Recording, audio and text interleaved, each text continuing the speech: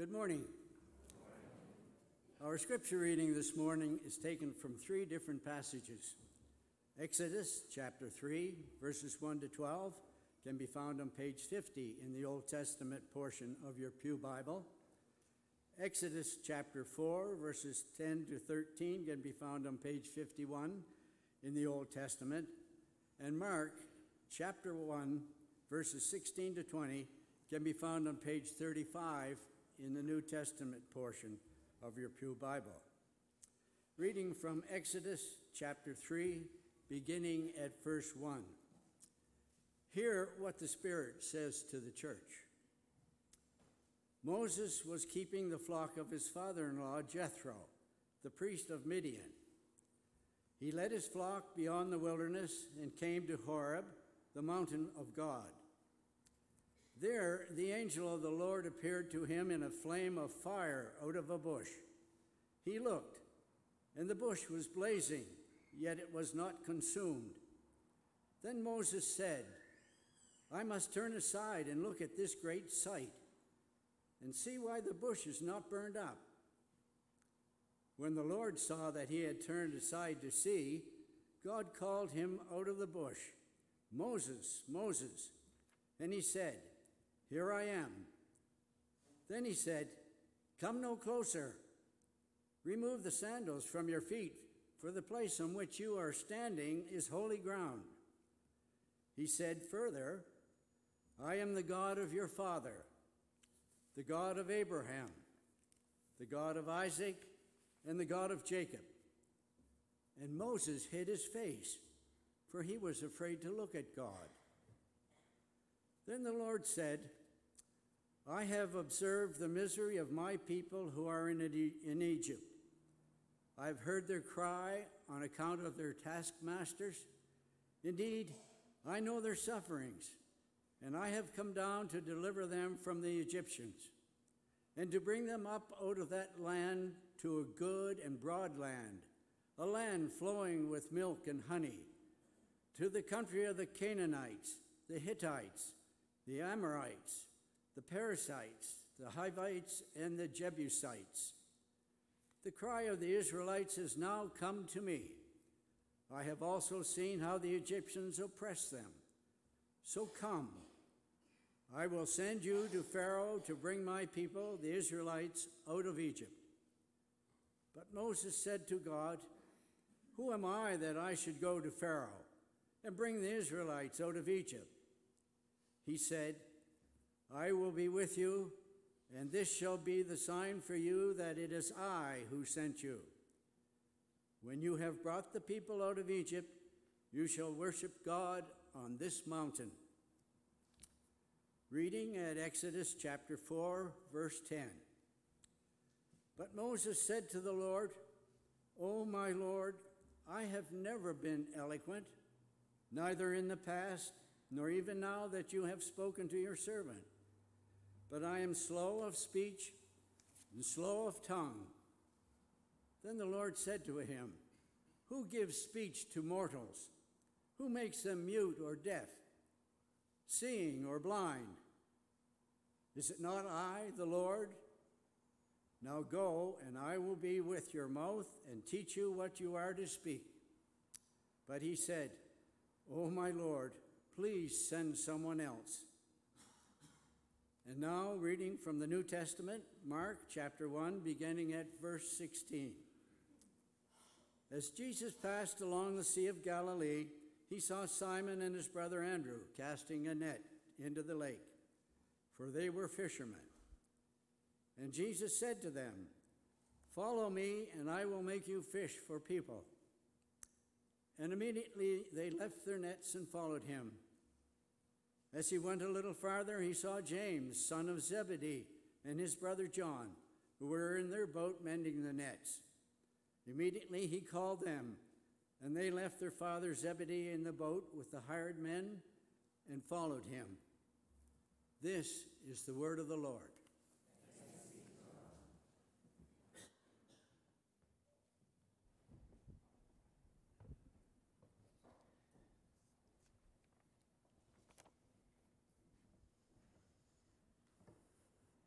Anybody here enjoy a good summer hike? What's your favorite trail? Well, the theme for me these days is discovering new favorite trails. And when it's a new trail, the first stop is always the map and finding the starting point. The first morning after moving in here in Calgary, I set out for a run in Fish Creek Park. First thing I did was to check that posted map, but I couldn't find the starting point. I looked at that map, I looked at it, I looked again. The little silver starting point to me, this newbie, it just looked to me like a screw head on the sign. Yeah. I couldn't find the starting point. Do you know how many trails and paths there are in Fish Creek Park? Yeah. And do you know how confusing and disorienting it can be when you do not have your bearings? Life itself can sometimes be like that. With all this new stuff coming at us, we need to know the starting points. Those foundational truths that orient us, support us, and give us our bearings, purpose, even our vision as we walk this journey of life. You know, and we live in an unrelenting swirl of change, unprecedented in human history, really. And without knowing our starting point, we can get turned around, heads spinning, confused, disoriented, overwhelmed, really, by the sheer complicatedness of life. It's true of churches, too.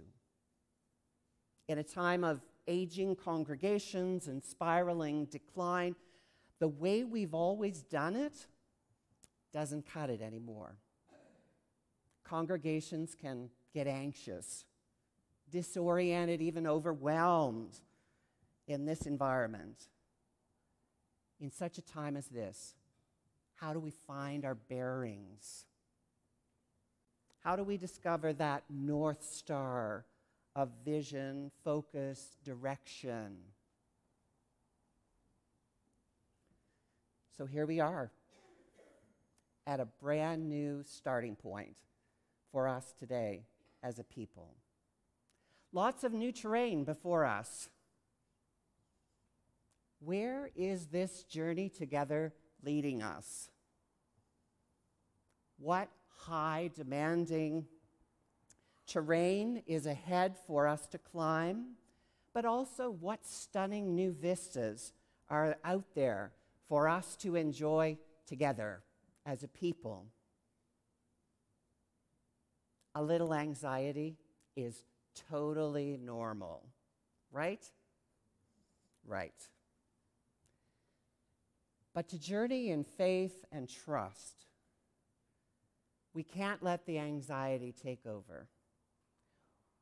We need to find these kingdom starting points, these foundational kingdom truths that help to keep us oriented, undergirding us, and giving us our bearings on this journey together, both as individuals and families, as a congregation, a people of God, as a city, as a nation. So in today's Exodus reading, Moses is really confronted with the biggest starting point of all: God. Right there, during an ordinary day at work, shepherding in Mount Horeb, which, by the way, means wasteland, God shows up in that vast wilderness. in an ordinary desert bush that's aflame with fire, Moses is drawn by the extraordinary, which is that it's staying green. He's captivated, amazed, and then he senses it, the presence and the call of God in his life. It's holy ground, and he takes off his shoes. Starting point number 1 for us: expect God to show up even in the wastelands. Yeah. When you're disoriented and anxious and overwhelmed, whatever is going on in your life, sometimes we get things turned around and we start to think that we have to make everything happen ourselves, that it's depending on me, it's on my shoulders. We can convince ourselves that it's mostly us that matters. And really the way that we operate, even though we might not say it, is that God has left the building. And then there's some people that look at our world and the suffering and pain of our world, and they say, indeed, God has left the building. Like, we are on our own. Look around. Yet that's not what we hear in this story today. God says directly to Moses, I have taken a good, long look at the affliction of my people. And I have heard their cries for deliverance. I know all about their pain. And now I have come down to pry them loose from the grip of that Egypt and get them out to a country and bring them to a good land of wide open spaces.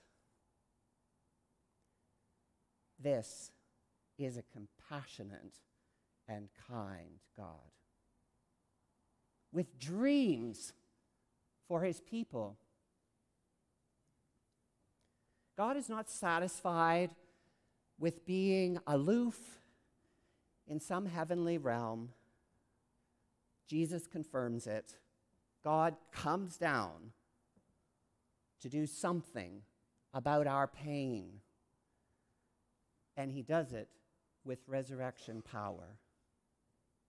In a time of devastation or discouragement, we can experience that presence just in a single word of hope spoken to us sometimes. Or sometimes it can be a basket full of gifts like this in the midst of moving and chaos. It can be a text message of support or email or phone call that arrives at just the right time. It can be the healing of our deepest hurts. Or even after a difficult slog in life, a difficult climb, emerging in awe to soak in the new view from way up there. Suddenly, it's holy ground, and you know God is present. And sometimes in that moment, you can hear God more clearly than you've ever heard God before, with intentions for your life. We can expect God to show up if we're open. And number 2, we can also expect God to have a plan and a call for us. Now, sometimes that plan and call is rather different than what you've already planned for yourself. So you could say that flexibility, suppleness, is a spiritual virtue. Indeed. Moses had become really content with kind of laying low, flying under the radar screen as an ordinary wasteland shepherd. Yet God has a plan and a call for him. It's time to go, Moses. Lead my people out of bondage into freedom and abundance. Jesus, too, came to those disciples by the Sea of Galilee with a call and a plan. Follow me, and I'll make you fish for people.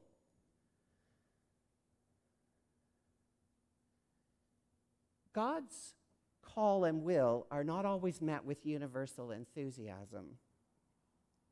Moses is actually not very excited about this call and plan. I'm not good enough for this call, God. No one will listen to me.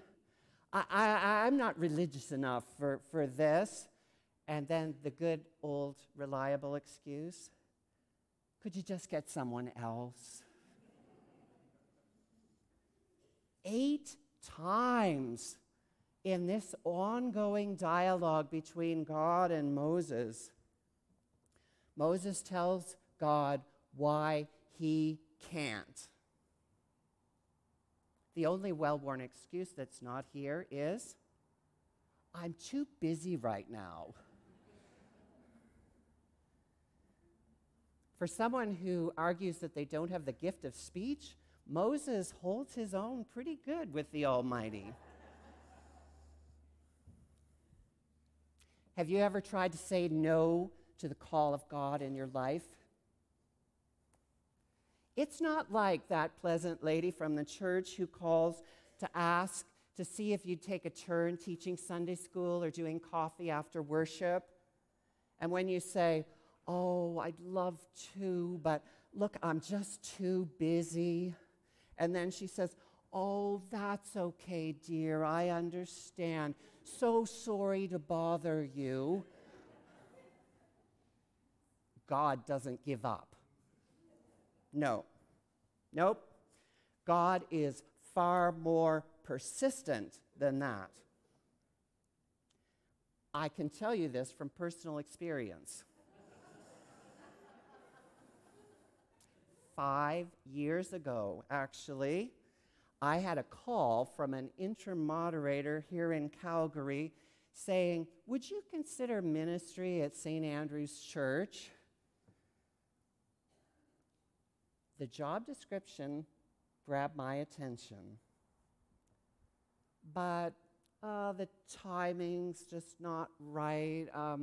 Calgary's a long way from Nova Scotia. No. Then about 20 months ago, I got another call. Would you consider ministry at St. Andrew's? This time, we sensed a nudging in this. And we engaged through this listening process, but no. But God doesn't give up. And neither does the search team at St. Andrew's.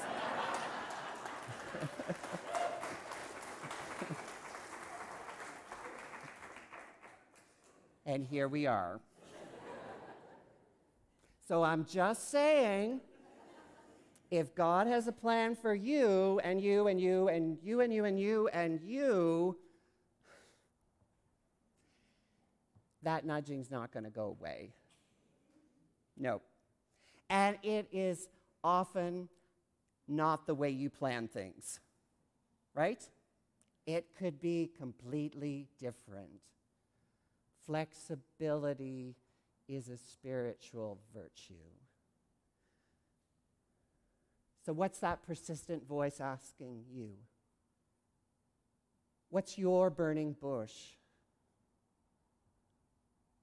What is it that keeps coming up, a challenge or a need that God is saying, think about this, keeps coming up on your radar screen. Sometimes, as Jared said, God asks pretty crazy things of us. But saying yes to God leads us to the life that's really life. Sometimes the reason that we say no to God is simply because we like to have control. We like everything to be familiar and controlled.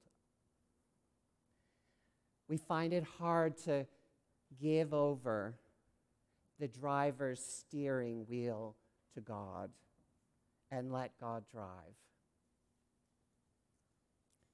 Other times, it's because the things that God keeps bringing back to us seem just too big, you know? Bigger than what we can accomplish. That's too much, God. I've never done that, and I don't want to try. I'll fall flat in my face. Task, too great. Personal resources, too meager. Are you aware of any place in your life where you sense that deficit right now?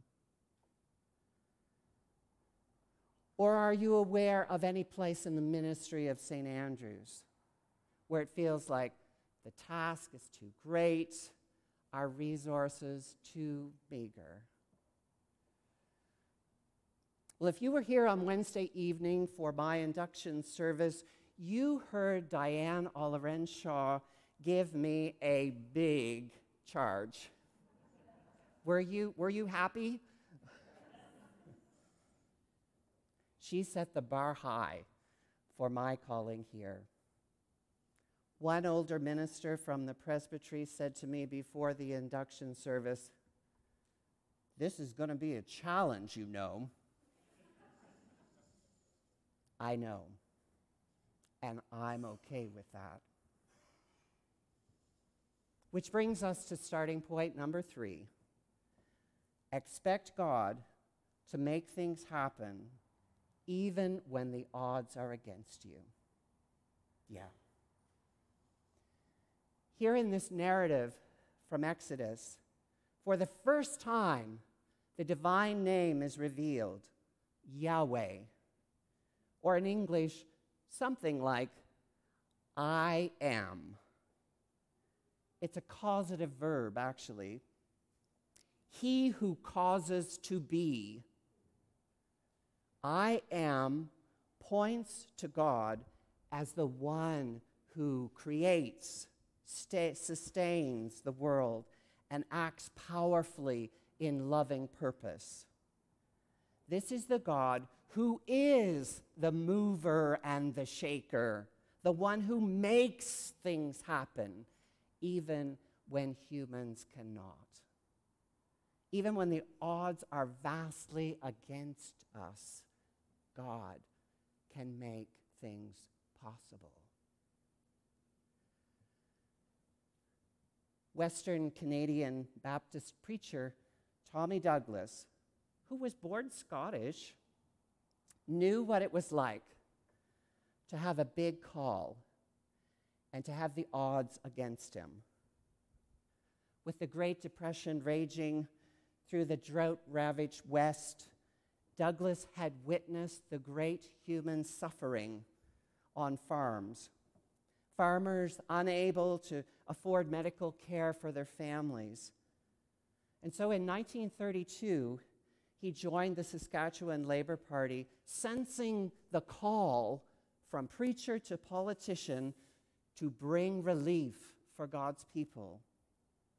He became one of the first CCF members of Parliament, and in a resounding victory in 1944, Douglas kicked off 5 terms as Premier of Saskatchewan, bringing electricity to family farms and expanding health care.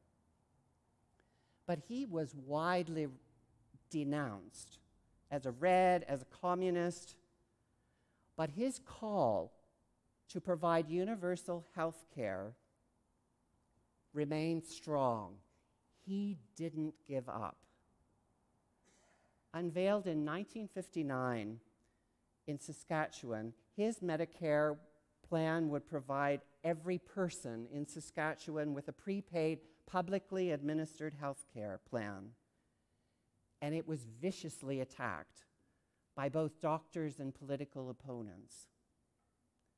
Yet in 1961, the plan was adopted in Saskatchewan, and then in 1966, the Canadian government enacted a national Medicare scheme based on the success of Douglas's scheme in Saskatchewan.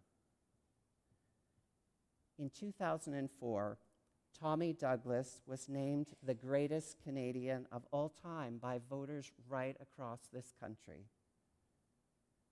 We serve a dreaming God who has hopes for the goodness of his people.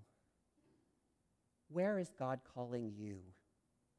Is it time to surrender to that will and say yes? And if so, there's no telling what God could do through us together. Amen.